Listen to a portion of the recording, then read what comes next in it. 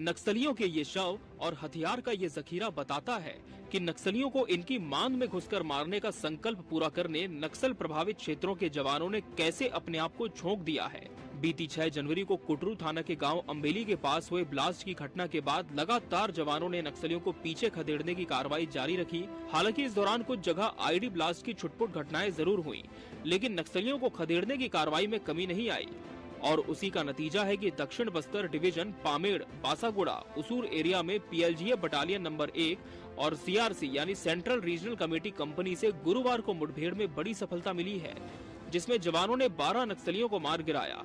और ऐसे हथियारों का इस्तेमाल ये माओवादी इस अभियान में कर रहे थे, जिसमें से 2 नग जो है 303 राइफल है, 1 नग 12 बोर है, 1 नग 315 बोर राइफल है और 1 नग बटालियन टेक्निकल टीम द्वारा निर्मित रॉकेट लॉन्चर है और 3 नग बीजीएल लॉन्चर सहित ढेरा हथियार एवं भारी मात्रा में माओवादी सामग्री बरामद किए गए। ये माओवादी साहित्य हैं जो कि माओवादी अपने साथ में रखते हैं, जिसमें पूर्ववर्ती लिखा पीपुल्स पितुरी नाम से कुछ लिखा हुआ है, जो कि माओवादी साहित्य है। और ये माओवादी साहित्य जो है काफी सारी किताबें यहाँ पे दिखाई दे रहे हैं। इनमें कई सारे ऐसे जो आप देख सकते हैं, ये चेहरा देखिए आप, माओवादियों का ये एक चेहरा है जो कि किताब में छपा हुआ है, जिसमें माड़वी राजे सेक्शन कमांडर कंपनी नंबर 2 और माड़वी विद्या पार्टी सदस्य बीएन नंबर 1, इस तरह से ये जो है माओवादियों का एक जो साहित्य है वो बरामद किया गया है। आप देख सकते हैं काफी भारी मात्रा में। ये उनके जो लीडर रहे हैं जिनकी मौत हो गई थी, ये वही क्षेत्र है जहाँ पर अभी जो है जवानों ने अपना कैंप स्थापित किया हुआ है। इस मुठभेड़ में हथियार सहित 12 हार्डकोर माओवादियों के शव बरामद किए गए हैं। बताया जाता है कि मुठभेड़ में मारे गए माओवादी पीएलजीए बटालियन एवं सीआरसी कंपनी के सदस्य हैं। मुठभेड़ के जिस अभियान के दौरान प्रातः 9 बजे से अनेक बार सुरक्षा बल एवं माओवादियों के बीच में मुठभेड़ हुई। मुठभेड़ के उपरांत इलाका के सर्चिंग के दौरान 5 महिला माओवादी सहित कुल 7 माओवादियों का डेड बॉडी बरामद की गई थे।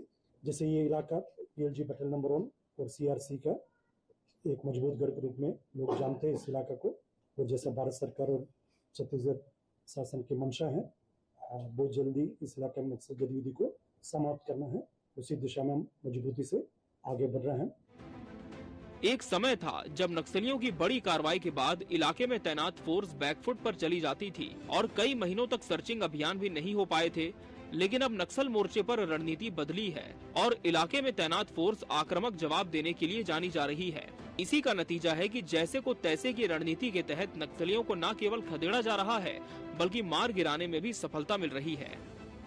बीजापुर और सुकमा के सरहद में नक्सलियों के साथ मुठभेड़ हुआ, जिसमें हमारे जवानों का करीब 1800 हमारे जवान थे।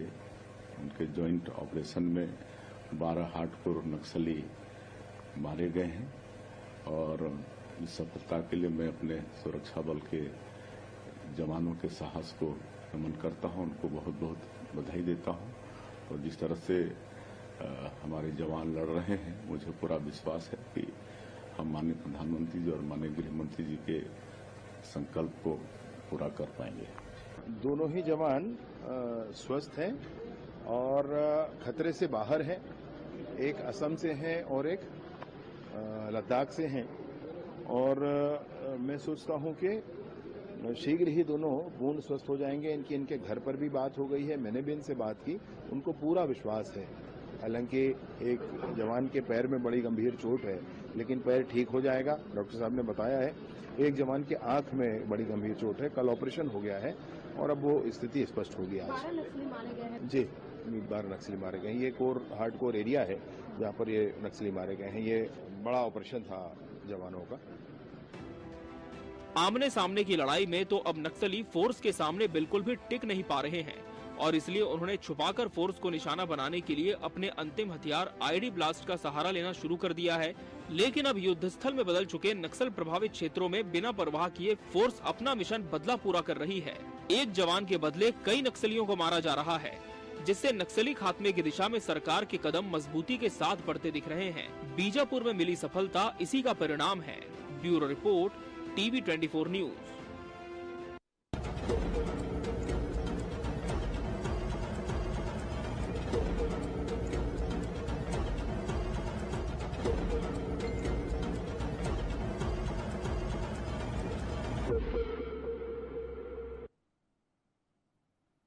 नमस्कार, मैं हूं मोहन तिवारी। आज के मुद्दे में आपका स्वागत है और आज का मुद्दा हमारा आधारित है नक्सल समस्या को हल करने के लिए बढ़ रहे हमारे जवानों की एक और सफलता पर।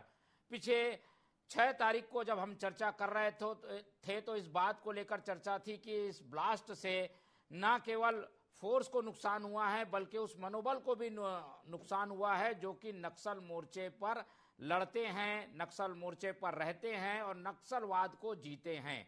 लेकिन हमारे जवानों ने हार नहीं मानी और अब मिशन बदला अपना उन्होंने पूरा कर लिया है। और ये क्या है मिशन बदला, कैसे सफलता मिली और कैसे नक्सलियों के मांद में जाकर इस सफलता को हासिल किया गया, इसी पर आज हम चर्चा करेंगे और जानने की कोशिश ये भी करेंगे कि 2026 तक का जो लक्ष्य रखा है उस लक्ष्य को पूरा करने के लिए किस तरीके के कदम उठाए जा रहे हैं। तो चर्चा शुरू करते हैं। उससे पहले मिल लेते हैं उन मेहमानों से जो इस चर्चा में हमारे साथ रहेंगे। हम बहुत स्वागत करेंगे। हमारे साथ मौजूद हैं इस पूरे प्रकरण में बीजेपी का पक्ष रखने के लिए तेज तर्रार नेता तौकीर रजा जी, बहुत स्वागत है आपका।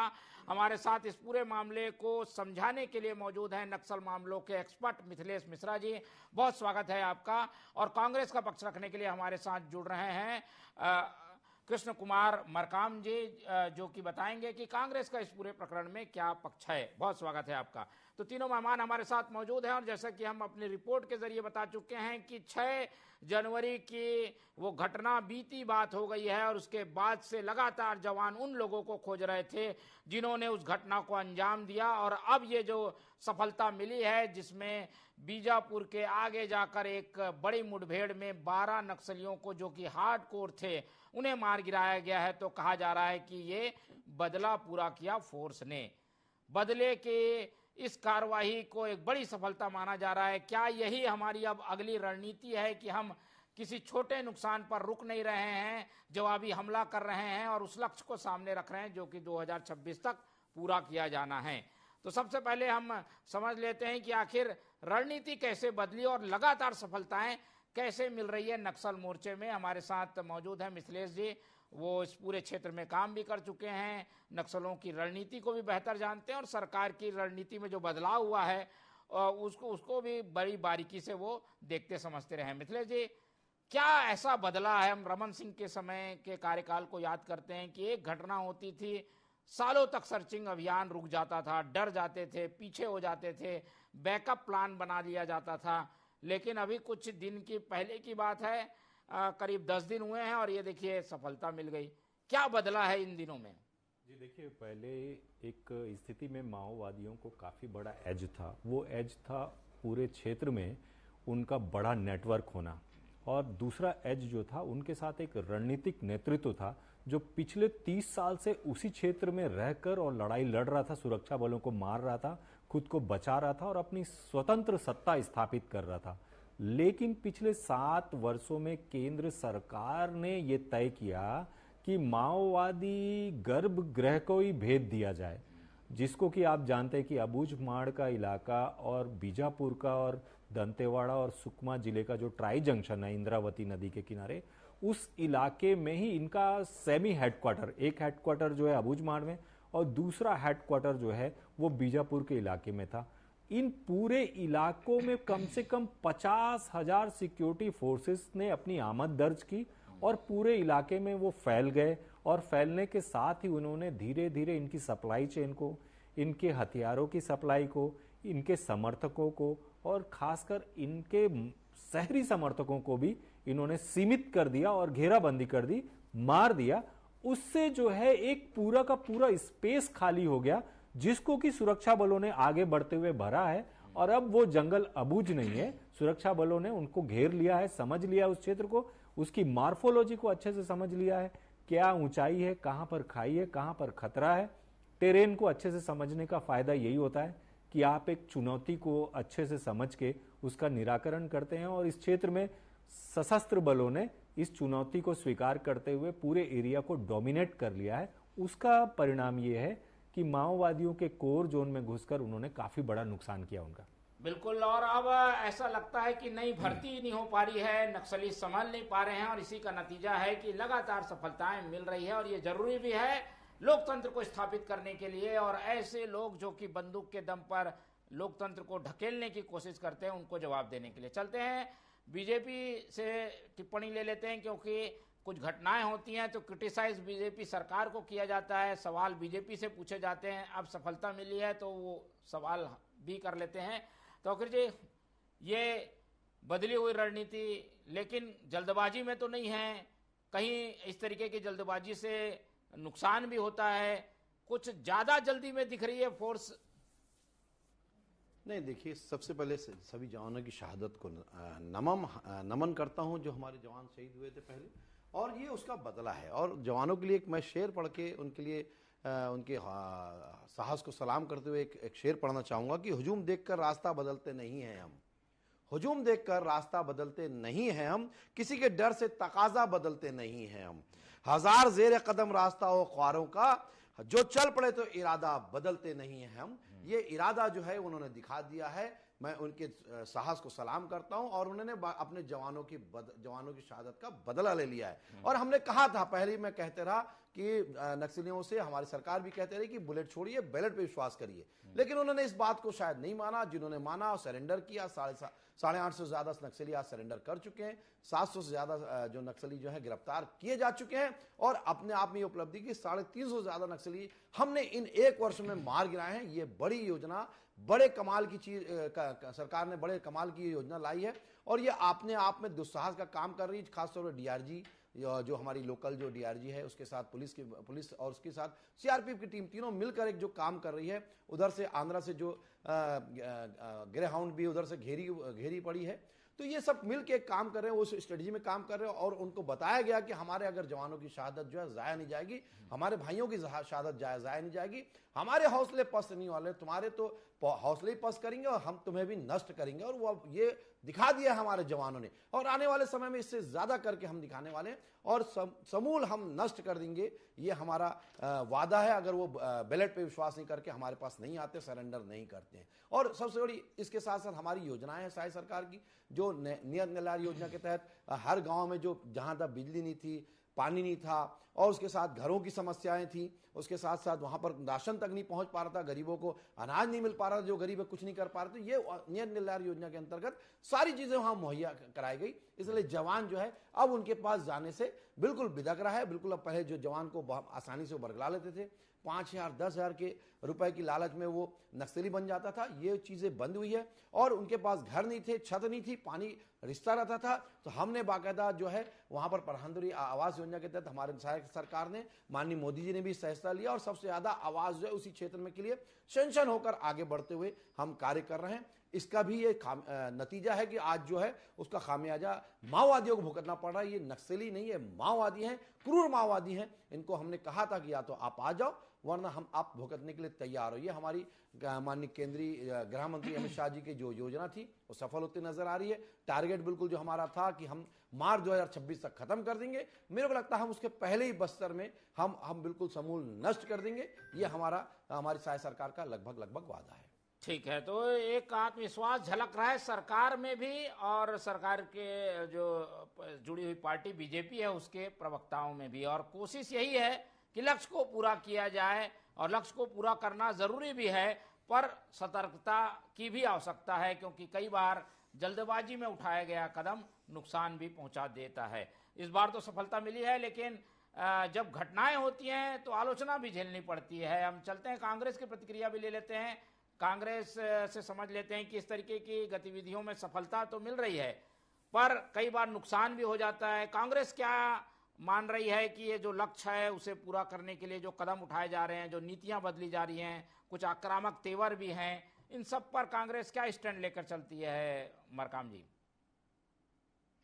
देखिए, सबसे पहले तो आज जो नक्सलाइट जो बढ़ी है, नक्सलवाद जो बढ़ी है, और एक बात मैं आपको याद दिला दूं 2008 नवंबर 2016 में नरेंद्र मोदी जी ने नोटबंदी की, और नोटबंदी की तो उन्होंने एक बात कही थी कि नोटबंदी से नक्सलवाद, आतंकवाद समाप्त हो जाएंगे। 2016 की घटना, और आज 2026 में हम पायदान पर हैं।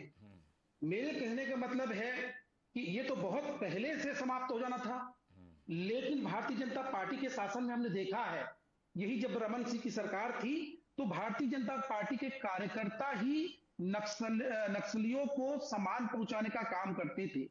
लेकिन जब से 2018 में जब माननीय भूपेश बघेल की सरकार, कांग्रेस की सरकार आई, तो इस पर अंकुश लगे। और आपको याद दिला दूं आपकी मीडिया के माध्यम से, कोंडागांव और बस्तर को नक्सल मुक्त माननीय केंद्रीय मंत्री ने घोषणा भी की थी। तो कहीं ना कहीं कांग्रेस नक्सलियों के साथ नहीं है। मैं तो आज के समय में जो नक्सल कोई कह भी नहीं रहा है, कांग्रेस नहीं है, कहाँ कोई कह रहा है कि नक्सल के साथ है, कोई आरोप नहीं लगा रहा है मरकाम जी ऐसा। देखिए, मैं वो नहीं बोल रहा हूं, मैं तो आज जो हमारे जवान शहीद हुए उनको भी नमन करता हूं, लेकिन आज इनके भारतीय जनता पार्टी के फर्जी काउंटर भी हुए हैं, हमारे भोले भाले आदिवासियों को मारे हैं और उन्होंने प्रदर्शित भी किया है। ये जग जाहिर है, मैं नहीं बोल रहा हूं, बल्कि मीडिया में, टेलीविजन में, यहां तक हमारे आदिवासी, मैं आदिवासी परिवार से आता हूं, वहां भी हमने एक सदस्य गठित किए थे और भोले भाले आदिवासियों को मारने का काम किए। मैं तो कहता हूं कि हम सरकार के साथ हैं, निश्चित रूप से छत्तीसगढ़ से ही नहीं पूरे भारत देश से नक्सली समाप्त हो, आतंकवाद समाप्त हो, हम सरकार के साथ कंधे पे कंधे मिला करके चलना चाहते हैं, लेकिन ऐसा कोई अप्रिय घटना ना हो जिससे हमारे भोले भाले आदिवासियों को नुकसान पहुंचे। क्योंकि आज भी आप बिल्कुल जायज सवाल भी है, मैं जवाब ले लेता हूँ। तौकीर जी, ये बात बार बार उठती है कि कई बार पूरा सफाया करना है के चलते घुन पिस जाएगा, ये सोचकर कुछ लोग अगर जद में आ जाते हैं उनको भी निशाना बना दिया जाता है, तमगे बढ़ाने के लिए इस तरीके की चीजें कर दी जाती हैं। ये भी इस प्रकरण में नहीं, लेकिन दूसरे प्रकरणों में ऐसा हो चुका है। इसलिए देख समझकर अभियान को काफी संजीदगी से चलाने की जरूरत है। इस तरीके के सवाल जो उठते हैं उसका क्या जवाब है? देखिए, भोले भाले आदिवासी की अगर बात करें तो नक्सली जो है या माओवादी जो है वो हमेशा अपना जो है ढाल बना के कार्य करने की कोशिश करते हैं कि भोली भाली जनता को। ये बात सत्य है, लेकिन उसमें के चक्कर में कुछ हो सकता है कि अगर गोली वहां से चलेगी तो गोली यहां से चलेगी। अब उसकी गोली में वो आम जनता मरी या इनकी गोली में, हमारे जवानों की गोली में मरी, ये अब अलग विषय हो सकता है। लेकिन अगर बात करें कि ये नक्सली के साथ ही, तो अपने आप से खुद ही अपने आप को कबूल करें नक्सली के साथ नहीं है, तो हमने तो इल्जाम नहीं लगाया था उस टाइम। लेकिन अब मैं आपको बताना जा रहा हूं कि इन 5 वर्षों में भूपेश बघेल की ये बात करते हैं कि नक्सली के साथ नहीं थे या माओवादी के साथ नहीं थे।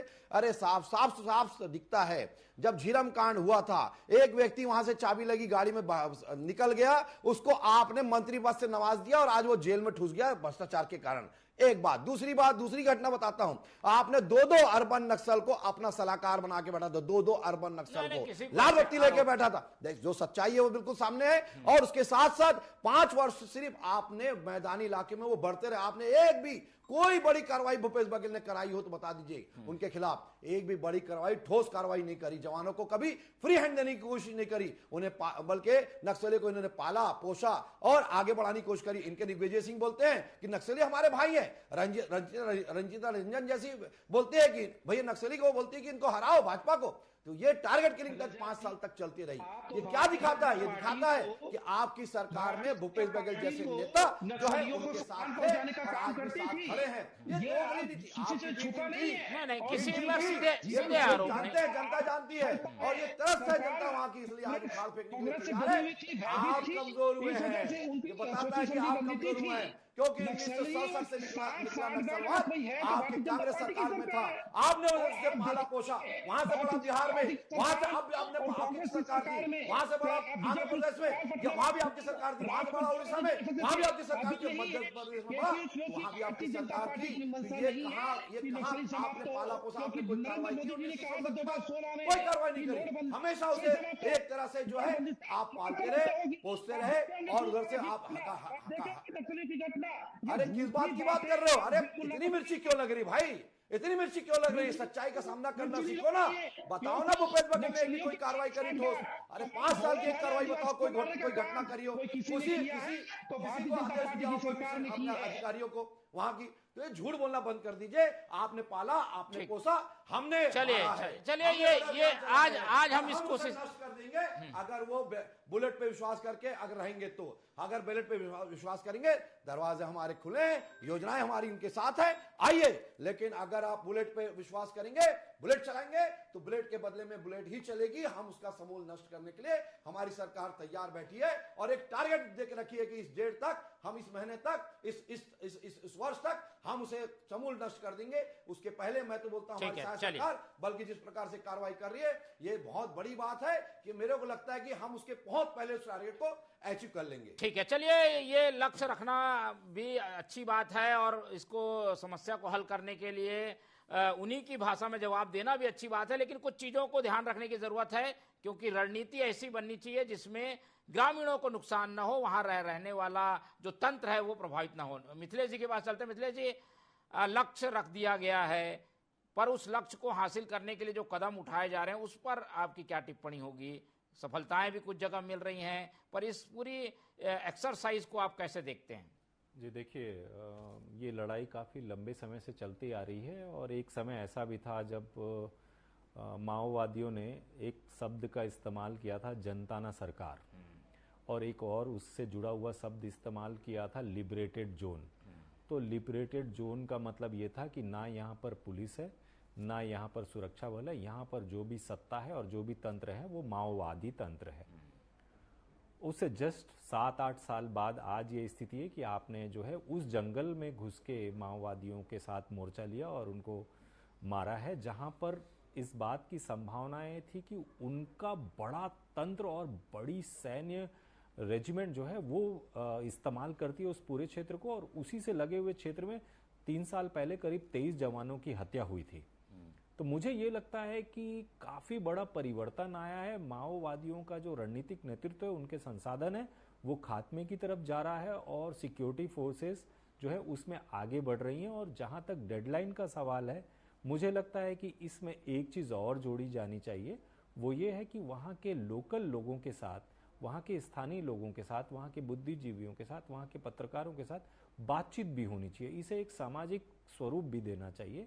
जहाँ तक कृष्ण कुमार की बात है, मैं इस बात से सहमत हूँ कि किसी भी प्रकार से कोई निर्दोष आदिवासी या कोई निर्दोष व्यक्ति इसमें नहीं मारा जाना चाहिए, ना ही उस क्षेत्रों का किसी प्रकार से नुकसान होना चाहिए, क्योंकि यही कारण रहा है जिसके कारण माओवाद जो है उस क्षेत्र में अपनी जड़ें जमाता रहा है।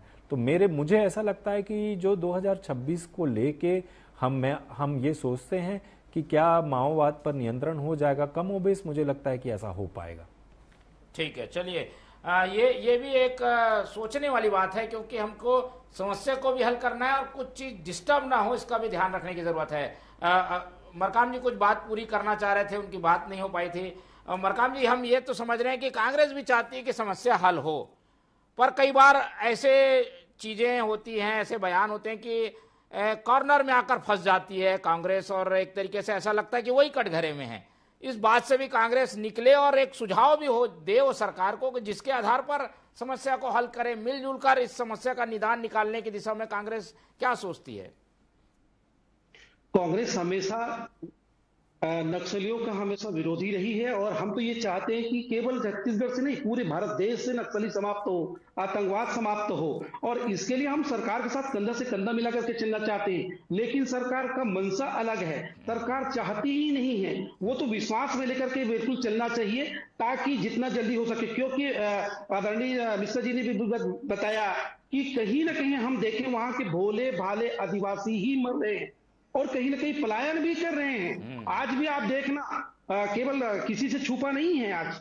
तो हम ये चाहते हैं कि हम नक्सलियों का जितना जल्दी हो सके, माओवादी को जितना जल्दी हो सके इस छत्तीसगढ़ से समाप्त होनी चाहिए। एक सुख शांति अमर रहना चाहिए छत्तीसगढ़ में, क्योंकि जल जंगल जमीन के लिए जो आदिवासी आज कहीं ना कहीं इस भारतीय जनता पार्टी के शासनकाल में भटक रहे हैं, दर दर भटक रहे हैं अपने अधिकार को मांगने के लिए, वो अधिकारों से वंचित न हो। उनको सुख शांति अमन चाहिए और कहीं ना कहीं इसके लिए हम उनके साथ कंधा से कंधा मिलाकर के चलना चाहते हैं। हम ये नहीं चाहते कि नक्सलियों जो आज कहीं ना कहीं नक्सलियों का तांडव है। मैं तो एक बार याद आपको दिलाना चाहूंगा, जब अजीत जोगी की सरकार थी उस समय का बटालियन, और उसके बाद 2003 के बाद डॉक्टर रमन सिंह की सरकार, बीजेपी की सरकार है, उसके बाद कितने बढ़ोतरी हुई इस बटालियन। मतलब नक्सलियों की तो तांडव थी।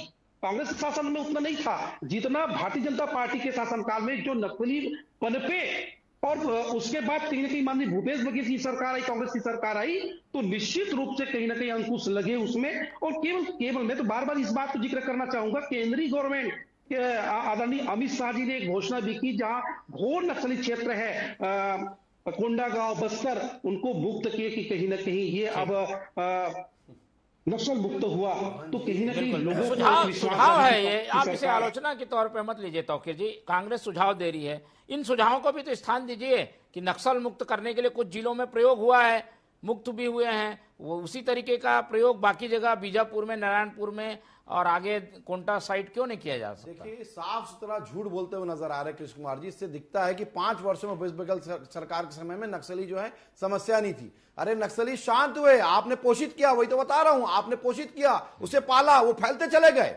ये थी। और भारतीय जनता पार्टी की सरकार में अगर घटनाएं होती थी, वो घटनाएं इसलिए करते थे कि वो टारगेट किलिंग। बीच में मत बोलिए भाई साहब, फिर मैं बीच में बोलूंगा तो आपको बड़ा बुरा लगेगा। मत लगाइए, ऐसा है, ये साफ सुथरा है, मैं तो खुला बोलता हूं, क्योंकि आपने बोले थे कि झीरम कांड के सबूत मेरे, कभी आपने निकाला नहीं। ये दिखाता है, पूछ के दिखाइए ना, किसी कार्यकर्ता के पास बोलिए कि हमारे झीरम कांड के सबूत कभी नहीं निकाला, झूठ बोलते हैं। एक तरफ बोलते हैं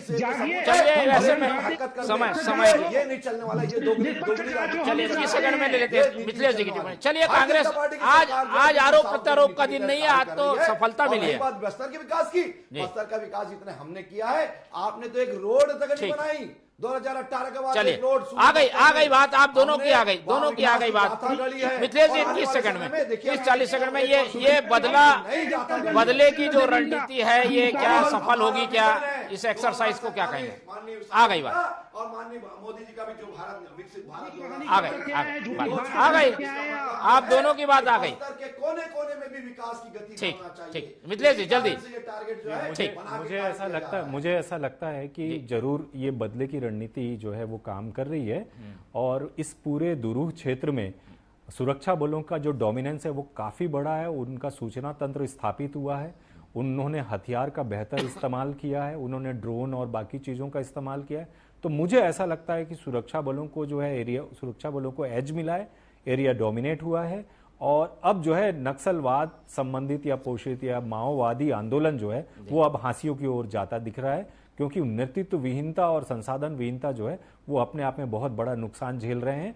और इस क्षेत्र में एक बात मैं फिर से कहूंगा कि इस क्षेत्र की जनता को, इस क्षेत्र के आदिवासी को, इस क्षेत्र के सामाजिक नेतृत्व को जरूर विश्वास में लेके और गंभीर आंदोलन चलाए जाने की आवश्यकता है। बिल्कुल, तो कुछ चीजें हैं जिन्हें ठीक किया जा सकता है, लेकिन कुल मिलाकर उसी रणनीति में जब फोर्स उतरी है, जो नक्सली अपनाते हैं, तो सफलताएं भी मिल रही है, और ये होना भी चाहिए। हमारे जवान अगर हताहत होते हैं तो उसका मुंह तोड़ जवाब जब दिया जाएगा तो नक्सलियों को समझ में आएगा कि उनका मुकाबला किससे हुआ है। फिलहाल मिशन बदला पूरा हुआ है, लेकिन आगे भी सतर्कता की जरूरत है, कहीं कोई चूक ना हो जाए और जवानों को नुकसान ना हो, इस बात का ध्यान रखकर सारे ऑपरेशन चलाए जाए। यही इस पूरी चर्चा में निकलकर सामने आया है। इस चर्चा में हमारे साथ भाग लेने वाले मिथिलेश जी, बहुत धन्यवाद आपका। हमारे साथ तौकीर रजा जी जुड़े, उनका बहुत धन्यवाद।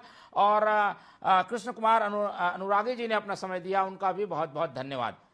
तो तीनों मेहमानों को धन्यवाद करते हुए आज की ये चर्चा ही खत्म करते हैं, और आप लोग से रखते हैं उम्मीद कि आप लोग देखते रहेंगे TV24। रखिए अपना बहुत ख्याल, नमस्कार।